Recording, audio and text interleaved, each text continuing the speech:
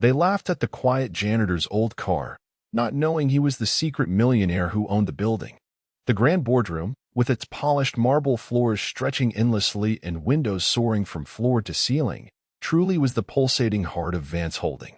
Crystal chandeliers, each a masterpiece valued in the tens of thousands, descended from its towering ceilings, casting a cool, sterile gleam across every corner of the vast space.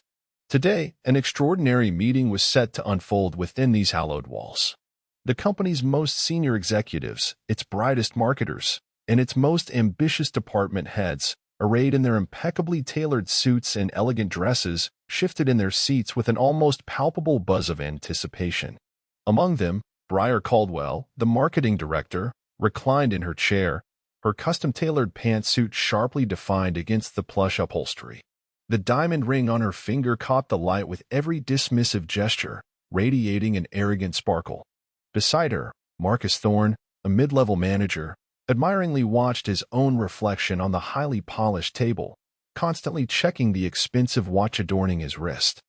In a quiet corner of the room, almost swallowed by the shadows, an old man silently adjusted a chair. His faded jumpsuit, a fabric worn thin by the passage of countless years, seemed to carry the very weariness of time itself. His hands, calloused and gnarled, bore the unforgiving imprints of a life lived through harsh labor. This was Arthur, the silent janitor of Vance Holdings' esteemed building. His calm gaze traversed each face in the room, one by one, weighing the truth behind every smile, every hushed whisper. Minutes before the meeting was set to begin, Briar Caldwell's sharp voice sliced through the air. "Arthur, you'd better straighten that chair. We wouldn't want Mr. Vance to see any disarray on such an important day. You're already so old, you can barely manage even such a simple task." Marcus Thorne chuckled, echoing Briar's sentiment. "Indeed, Arthur. Get yourself together. Mr. Vance surely expects the cleaning staff in such a valuable building to be at least minimally competent." Arthur slowly raised his head. In his eyes, a fusion of years of wisdom and weariness mingled with a nascent, undeniable glint of resolve. The meeting was about to commence. Everyone's gaze was fixed on the grand double doors. Any moment now, Silas Vance, the architect of this vast empire, was expected to enter. Yet Arthur, contrary to their expectations, did not move towards the doors. Instead, he released the chair and walked towards the center of the room, to the spot where the light fell most brightly. Each step, despite the burden of his years, was surprisingly firm. Briar laughed derisively. "Arthur, where are you going? Don't you have work to do? Or perhaps, when Mr. Vance enters, you intend to greet him yourself?" Marcus nodded in agreement. "Perhaps he wants a raise, Briar. These old men are always like this, showing up at the most inconvenient times." Arthur ignored their words. He stood precisely in the middle of the room and spoke slowly, yet with a distinct clarity. His voice, contrary to his frail and aged appearance, carried an astonishing authority. "The game is over." A brief moment of stunned silence descended upon the room. Then, Briar burst into laughter. "The game is over? What game are you talking about, Arthur? You're a janitor. What business do you have with games?" Marcus echoed her amusement. "Perhaps he's saying he's decided to retire, Briar. Or at least, bid farewell to his own old, rusty car." Arthur's gaze lingered for a moment on Briar and Marcus. In his eyes, a faint trace of mockery mingled with a profound sadness. He knew, with a certainty that gnawed at his very soul, how ironic this scene was, how utterly deluded these people were. They, standing on the precipice of the grand revelation that would determine the ultimate outcome of the test, continued to mock the very man they had so contemptuously dismissed. A faint, bitter smile touched Arthur's lips. "You are mistaken. Your game is over. And my car, there is so much more to my car than you could ever imagine." Confusion rippled through the room. When they heard the sound of the doors opening, all eyes once again turned in that direction. But the person who entered was not who they expected. It was someone taller than Arthur, much younger, and certainly not dressed in a janitor's jumpsuit. And with his entrance, as if carrying the weight of a monumental secret, the very atmosphere of the room shifted. Silas Vance, at 72, found his spirit far from the weariness that perhaps etched itself onto his body. He was a man who had forged a veritable empire, clawing his way from absolute zero to the pinnacle of success. At just 18, With merely $10 in his pocket and a wild dream burning in his mind, he had left his small hometown for the sprawling city. For years, he had toiled on construction sites during the day, earning just enough to survive, while his nights were spent devouring books on real estate and finance in a dusty, damp library. Every brick laid, every blueprint sketched, every plot of land acquired, stood as a testament to his relentless ambition and innate genius. Vance Holding, a soaring monument he had painstakingly carved out with his own fingernails, encompassed hundreds of buildings, employed thousands of people, and commanded billions in wealth. Yet, despite this colossal achievement, a void persisted in Silas's heart, a profound weariness in his soul. As he ascended to the peak, he had, with painful clarity, witnessed the transformation of those around him. Friends who had stood by him in the beginning had become corrupted by the allure of money, their sincerity eroded. Even his own family had morphed into mere shadows, each scrambling for a larger slice of the inheritance. Every meeting, every social gathering, was a tapestry woven with superficial smiles, hollow praise, and concealed agendas. People no longer respected him, but rather the sheer magnitude of his bank account. Friendships had transmuted into business deals, love into property deeds. Silas found himself unable to trust people anymore.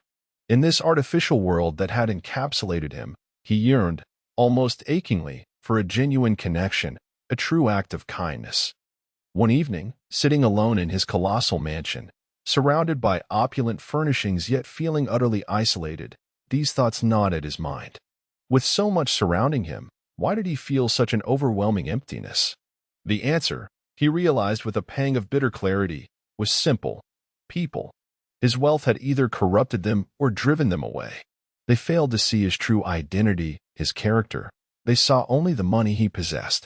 It was at that precise moment that an idea, audacious and compelling, sparked in his mind. He wanted to see people's true faces. He yearned to peer into their souls, unmasked by the perceived status, the designer clothes, the impressive titles. This idea, like a seed, began to germinate in his mind, quickly sprouting into a fully formed plan. He would go undercover. He would work in the most prestigious building of his own empire, occupying the lowest rung of the ladder, a janitor. This way, he could personally observe how people treated someone they considered beneath them. It would be a grand social experiment, a profound reflection of his own spiritual quest. He meticulously prepared his plan. He confided in no one except his most loyal lawyer and his personal assistant. He instructed them to manage the company in his absence, but to keep his whereabouts and actions a closely guarded secret. He designated Vance Tower, his most cherished and modern building in the city center, as his testing ground. He harbored a faint hope that everyone working there would reflect his own core values. In crafting the character of Arthur Vance, he considered every minute detail.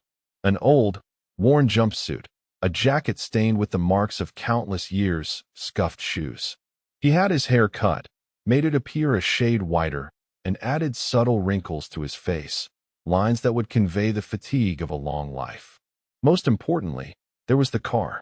Instead of the classic automobiles worth millions that sat in his personal garage, he purchased an old, rusty Ford Pinto. This car would become the most potent symbol of his new identity. Arthur was to be a quiet, humble, and seemingly utterly insignificant man, a figure everyone could easily overlook or even disdain. As Silas, disguised as the elderly janitor Arthur, took his first step into Vance Tower, a strange sense of peace settled over him. For the first time in years, he knew that people would not ask him for favors, nor would they feign interest in him. He would simply be a shadow, barely tolerated. And as this shadow, he would finally be able to see people's true faces. His plan was ready. All that remained was to observe and to wait. To wait and watch the unveiling of kindness or cruelty within the human heart. Arthur's initial days at Vance Tower were lived in the muted existence of a shadow. He began his work early in the morning, long before anyone else arrived, and finished late in the evening, after everyone had departed. He scrubbed toilets, emptied overflowing bins, swept endless corridors, and occasionally replaced a faulty light bulb. No one truly noticed him. Those who did merely regarded him as a fleeting, momentary inconvenience. This was precisely what Silas desired. To be invisible, thereby allowing people's true selves to unfurl. Briar Caldwell was among the first to acknowledge Arthur's presence. More accurately, she noticed the inconvenience Arthur's presence created. Every morning, Briar would stride into the building with a noisy confidence, the sharp click of her high heels echoing across the marble floors. Their first significant encounter occurred when Briar spilled her morning coffee. Arthur, moving silently, approached and swiftly began to clean the mess with his mop. Briar recoiled in disgust, wrinkling her nose as if a foul odor had assaulted her senses. "Oh, my God, how utterly clumsy you are, Arthur. You've ruined my coffee. You're so old already, I don't understand how you're still working. The company truly ought to find someone better, even for a janitor." Her voice resonated through the corridors, eliciting muffled chuckles from other nearby employees. Arthur, without uttering a single word, completed his task and retreated. Internally, he had witnessed Briar's revulsion, not just for the spilled coffee, but for the very existence of an old man. This was merely the beginning of Briar's condescending attitude towards Arthur. As days bled into weeks, Briar's complaints escalated. "Arthur, you must eliminate that stench in the bathroom. My clients are about to arrive, and this place reeks like a barn." Or, "Arthur, why are the windows in my office still stained? Can't you see? They're glaring in the sun and look absolutely disgusting." Sometimes, she would summon Arthur simply on a whim, ordering him to fetch her coffee, plug in her computer, or retrieve a pen that had fallen from her desk. These were Briar's subtle ways of asserting her perceived superiority. She was one of those who believed janitors were not even truly people, merely inanimate objects existing solely for her comfort and convenience. Marcus Thorne, in contrast to Briar, approached Arthur with a more overt, distinctively mocking tone. Marcus's particular obsession was Arthur's ancient, rusty car. Every morning, as Arthur parked his car in the lot, Marcus would burst into laughter with his colleagues. Look, Arthur's junk heap has arrived. How incredibly ironic, such a prestigious building hosting such a tin can. I wonder if the wheels are held on by glue." On one occasion, as Arthur was cleaning a waterlogged puddle from a pothole in the parking lot, Marcus approached him and spoke mockingly. "Arthur, do you really drive this ancient thing to work? Even a janitor should be able to afford a better car. Perhaps Mr. Vance will give you a raise so you can finally retire this tin can." Marcus's words were met with appreciative laughter from other employees standing nearby. Silas, in the guise of Arthur, felt the contempt beneath these jeers with every fiber of his being. They were not just mocking an old car, they were mocking him, Arthur, his very existence. One lunchtime, Arthur found himself overhearing Briar and Marcus's conversation. He pretended to be cleaning the table behind them, allowing their voices to drift to his ears. Briar declared, "Today, a colleague showed me the blueprints for her new house. It's so small. Mine is twice the size, and my pool is larger, of course. I simply don't understand why people think so small." Marcus chimed in, "Yes, some people are born losers. No matter how hard they try, they can never rise above a certain level. Just like these janitors. They exist merely to serve us." A pang of sadness resonated in Arthur's heart. For so many years, he had witnessed this blindness, this cruelty, brought forth by wealth and power. But experiencing it so closely, so personally, was still startling. Yet, within this darkening tableau, a sliver of light emerged, Kira Hayes. Kira was a recently graduated, diligent, and quietly earnest intern. Young, perhaps in her early 20s, she was striving to carve out a place for herself within the colossal offices of Vance Tower. His first encounter with her occurred when Arthur was sweeping a corridor. Kira, hurrying by with a stack of documents, accidentally bumped into Arthur, scattering her papers across the floor. In a flurry of panic, she exclaimed, "Oh my God, I am so sorry, Arthur. I'm terribly clumsy." She immediately bent down and began to help him gather the documents. Arthur watched her, surprised. While others ignored him, or even rushed past him, Kira had stopped, apologized, and offered help. This was the first moment Arthur truly noticed Kira. As days turned into weeks, Kira's demeanor towards Arthur remained consistently kind. Every morning, upon seeing Arthur, She would offer a genuine smile and a warm, "Good morning, Arthur." This was not a mere perfunctory greeting. There was a sincere kindness in her eyes. One afternoon, Arthur was emptying bins when he was seized by a coughing fit. Kira, passing by, paused, pulled a tissue from her bag, and extended it to him. "Are you all right, Arthur? Perhaps you should rest a bit." On another occasion, Kira, seeing that she had an extra portion of the sandwich she brought for lunch, quietly approached Arthur's cart and left it for him with a small note. "Perhaps you're hungry. Enjoy." Arthur was astonished by this small, thoughtful gesture. No one had ever treated him with such consideration. As Arthur observed Kira, he also noticed her own struggles. Kira often ate her lunch at her desk, quickly consuming a modest, homemade sandwich. In the evenings, long after others had departed, the light in her office would remain on, either as she worked diligently or opened her books to study. Her clothes, while clean and tidy, were simple and economical, not expensive brands. One day, Arthur overheard her speaking to her family on the phone. Kira was talking about sending money home, about her mother's medication expenses. To witness Kira's unwavering kindness towards others, despite her own difficulties, reignited a spark of hope in Silas's heart. Kira was living proof that money or status did not necessarily corrupt people. Rather, even hardship could foster a deeper compassion. This stark contrast between the callousness of Briar and Marcus and the pure kindness of Kira resonated deeply within Silas's mind. On one hand, the question of to whom he would entrust his empire. On the other, his belief in the future of humanity. The future of Vance Holding, and indeed, his own legacy, would be shaped by the outcome of this test. Silas had made his decision. The game was about to end. That day, etched in the annals of Vance Holdings' history, stood as one of its most pivotal. The company was celebrating its 50th anniversary, concurrently hosting its largest corporate meeting of the year. The grand assembly was slated to take place in the colossal main hall. Briar Caldwell, poised to unveil a groundbreaking new marketing campaign, fidgeted in her seat with a nervous excitement, while Marcus Thorne, equally thrilled, anticipated presenting the year's financial reports. Both believed this day would mark a pivotal turning point in their respective careers. Arthur, as always, executed his duties silently in the background. He performed a final meticulous check of the chairs in the meeting hall, meticulously arranging the cables around the podium. His faded jumpsuit formed a stark, almost poignant, contrast to the room's opulent grandeur. Briar, standing at the edge of the stage, scrutinized Arthur's every movement.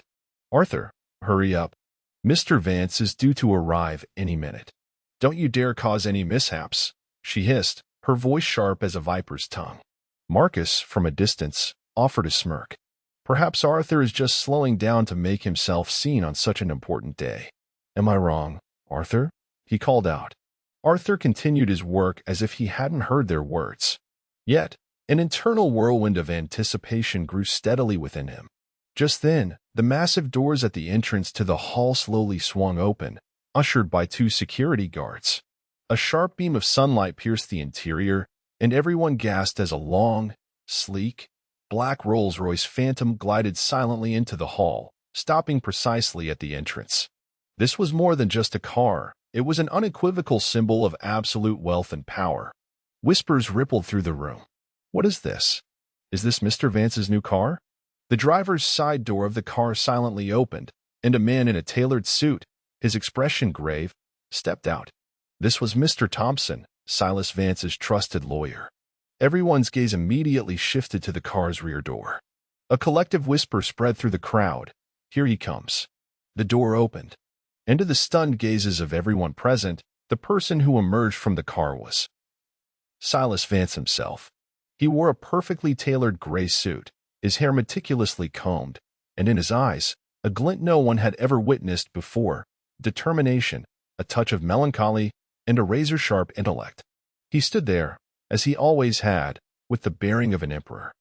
But the truly shocking moment unfolded as Silas Vance took a few steps and began to advance into the hall. As he walked, he moved directly towards the spot where Arthur stood. Briar and Marcus froze, their faces contorted in a mixture of shock and disbelief. Their eyes darted between Arthur and the newly arrived Silas Vance. Arthur's face, even in that electrifying moment, held a calm smile that no one could comprehend. Silas Vance stopped directly beside Arthur. For a brief moment, he looked at the elderly janitor. In his gaze, all the memories, all the observations of the past few months, came flooding back. Then he turned to face the stunned crowd. "Welcome," he began, his voice echoing through the hall. "Today, we gather to celebrate our company's 50th anniversary. But we also mark the dawn of a new era for Vance Holding." Briar slowly rose from her seat. Her face was a canvas of panic and disbelief. Mr. Vance? But you, Marcus, too, began to stammer. This is impossible." Silas watched their agitated reactions, the smile on his face deepening ever so slightly. Then came the moment that shocked everyone to their very core. He slowly extended his hand and placed it on Arthur's shoulder. "And Arthur," he said, his voice rising, "he is with me. In fact, he is me." Absolute silence reigned in the hall. This silence, however, lasted only for about 10 seconds, before it dissolved into murmurs of astonishment, which then swelled into cries of shock. Briar Caldwell's eyes widened in disbelief, her face ashen. Marcus Thorne's jaw dropped, words caught in his throat. Kira Hayes, seated in the back rows, her eyes brimming with tears, looked at Arthur, at Silas Vance, with an expression filled with both astonishment and profound gratitude. Silas had finally shed his disguise. He was Silas Vance, the owner of Vance Holding, the billionaire. And for the past few months, right beside them, as a janitor, he had observed people's true faces. For the past few months, Silas continued, his voice now rising above the bewildered whispers filling the hall. "I have had the opportunity to observe all of you, my employees and executives. By concealing my identity, I have had the chance to witness your deepest selves, how you treat others, how you behave without the masks of power and status." His gaze lingered, particularly on Briar and Marcus. Both their faces had turned crimson, and they had begun to sweat with shame and fear. "Some of you," Silas said, his voice hardening like steel, "chose to extend kindness, compassion, and respect only to those at your own level, or to those from whom you could derive benefit. Indeed, you did not hesitate to belittle and mock those you considered beneath you." Marcus's eyes darted to Arthur's old, rusty car, now confronting an overwhelming sense of shame. Briar's seemed to shrink, as if wishing to become invisible. Silas's gaze then settled on Kira Hayes, sitting at the back of the hall. Kira, though tearful, nodded her head with a dignified pride. "However," Silas continued, his voice now softened and filled with hope, "some of you, regardless of status or appearance, extended the same respect, the same kindness, to every individual. Even amidst your own difficulties, you did not lose your compassion for others." Silas looked one last time at Arthur, who had been preparing a chair for him, his hands now trembling. Arthur was no more. There was only Silas Vance. And the game was over.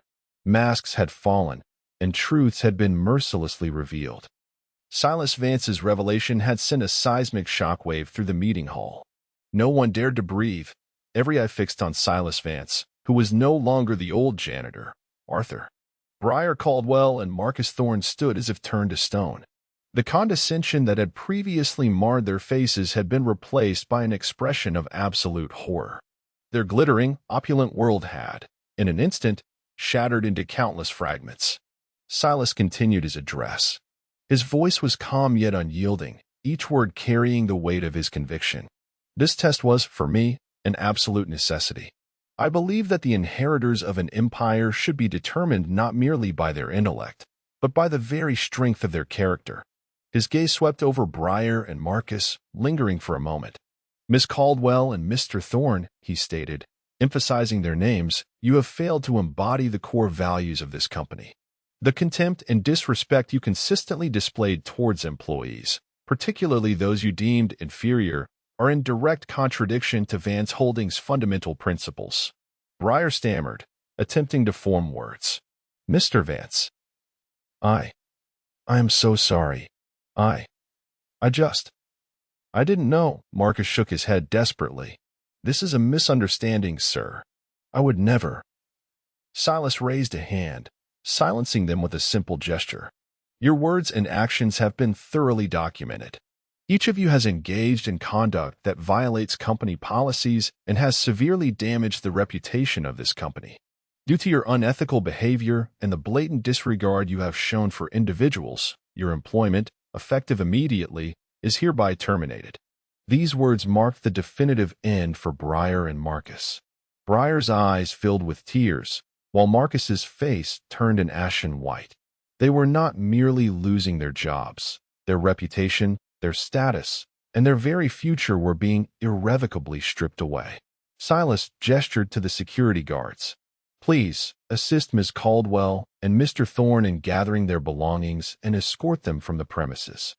Briar and Marcus rose, stunned. Briar cast one last pleading glance at Silas, but the old man's face betrayed not the slightest hint of mercy. On that day, they had fallen to a position where they might only dream of owning a car like the one they had once so disdainfully mocked the old janitor for possessing.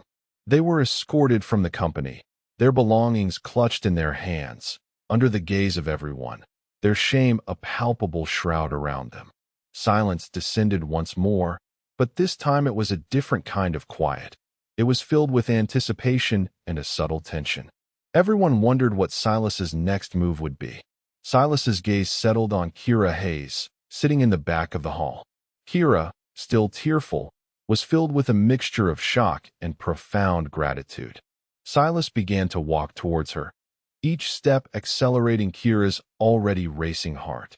Silas stopped in front of Kira. Ms. Hayes, he said, his voice soft and paternal. You were the most vital component of this test. Unknowingly, you proved that kindness and compassion still exist. The respect and empathy you showed to others, even when you yourself faced difficulties, and especially to those who could offer you no tangible benefit, is truly commendable. Kira tried to speak, but the words caught in her throat, causing her to stammer. Mr. Vance, I just did what was right. Silas smiled. And doing what is right always brings its own rewards, Ms. Hayes. Silas turned to his lawyer, who opened a file he held. Ms. Hayes, Silas continued, I wish for a character as valuable as yours to reach its full potential. Therefore, it is my honor to announce your appointment as Vance Holdings' new marketing director. Kira's eyes widened to an impossible degree. Marketing director. This was Briar Caldwell's former position. To be promoted from an intern to such a significant role, in an instant, was utterly inconceivable. It felt as though the very breath had been knocked from her lungs. Mr. Vance, this is too much. I am not worthy of this. Silas shook his head gently. On the contrary, Ms. Hayes, you are precisely worthy of this. And this is merely the beginning. Furthermore, to support your efforts to date and to assist with your family's medical expenses, I want you to know that a 7-figure sum has been transferred to your account. And finally, our company will allocate to you a residence in one of our most prestigious properties in the city, offering you the opportunity to live there rent-free. Tears streamed down Kira's face. This was both the greatest shock and the greatest reward of her life. Everything she had dreamed of for years had, in a single moment, become a breathtaking reality. Her diligence, her kindness, and her unwavering integrity had been rewarded in a way she could never have imagined. Other employees in the company watched them with a mixture of astonishment and admiration.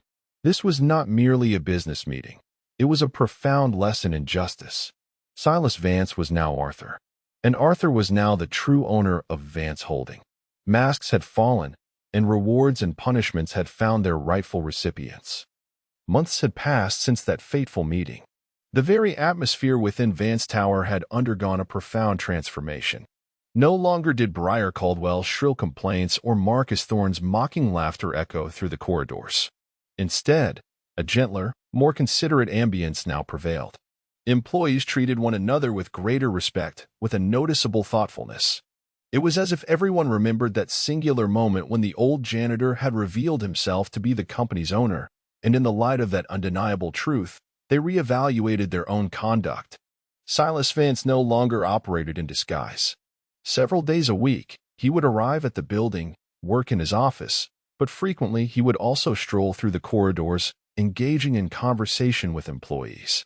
On his face, for the first time in a very long time, there was a genuine sense of peace. He found deep satisfaction in witnessing his self-made empire transform from a mere profit-driven machine into an institution that also valued human dignity and compassion. Kira Hayes had swiftly ascended as the new marketing director. Under her astute leadership, Vance Holdings' marketing strategies began to emphasize not only profitability but also corporate social responsibility and ethical values. Kira herself had never lost her inherent humility or her compassionate nature. Every morning, she would arrive at the company building in her own car. It was no longer an old, rusty Pinto, but neither was it a luxurious sports car. It was simply reliable and comfortable, a quiet symbol of her changed life. Each time she entered her office, she would offer a genuine good morning to the new janitor sweeping the very corridors where Arthur had once worked. For her, every person, regardless of their position, was equal. Silas frequently summoned Kira to his office, imparting to her not just business strategies but profound life lessons. Despite her youth, Kira had become one of Silas's most trusted advisors. Her keen intellect and unwavering moral compass had rekindled Silas's hopes for the future. He had, indeed, found the right person to whom he could entrust his empire. And what of Briar Caldwell and Marcus Thorne? Silas harbored few thoughts about them. Rumors suggested that Briar was struggling to maintain her former opulent lifestyle, having lost her prestige and finding it exceedingly difficult to secure new employment within the industry. Marcus, it was said, had begun working at a small company in a low-paying position. All traces of his former arrogance seemingly vanished. Their fall had been swift and unforgiving, much like the treatment they had once meted out to others. They, no matter how wealthy they had once been, could never buy back the reputation and respect they had so carelessly forfeited with mere money. Silas Vance now slept peacefully at night. He had found the sincerity, the authenticity he had yearned for throughout his life. He had come to understand human nature beyond the facade of money and power. He had seen that people's true faces were revealed only in the shadows, that is, not when they were in the spotlight, but in those moments when they believed no one was watching or judging them. This story whispers a simple, yet profound, truth to us. A person's true character is best revealed not by how they treat those at their own level, but by how they treat those they perceive as beneath them. True wealth is not measured by the numbers in your bank account, but by the kindness within your heart. And it must never be forgotten that goodness, even in the most unexpected of moments, always finds its reward. For the universe, in its own enigmatic way, always finds a path to deliver justice. We hope this story touched your heart. On our channel, you can find many more inspiring and thought-provoking stories just like this one. For more real-life lessons and surprising events, don't forget to subscribe to our channel and turn on notifications. So what do you think? Was Silas Vance's test fair? Do you believe Briar and Marcus deserve their fate? And were you surprised by Kira's rise?